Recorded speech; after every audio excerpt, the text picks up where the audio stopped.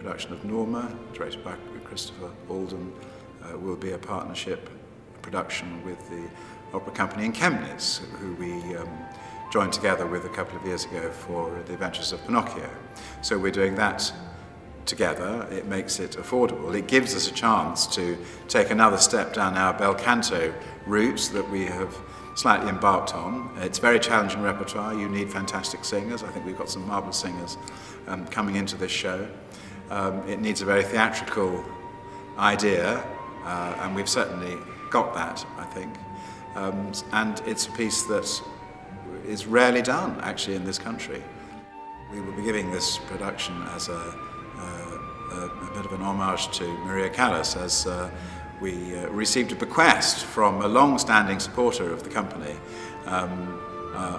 to leave us some money to contribute towards a new production of Norma, provided we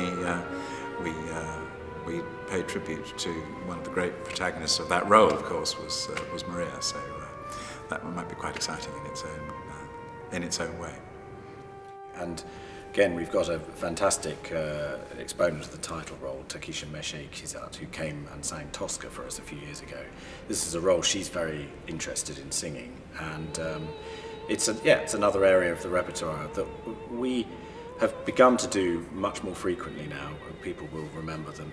Capuletti and Montecchi, and also Maria Stuarda. Those are two similar Bellini projects that we've had recently.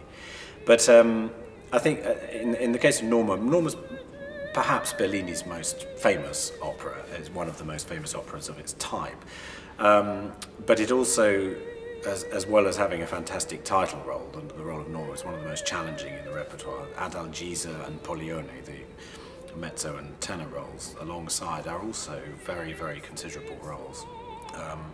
And the way that the three of those three voices interact with each other through the course of the piece is very exciting. I mean, it's an unusual topic because we're dealing with Romans in both the Handel and the Bellini.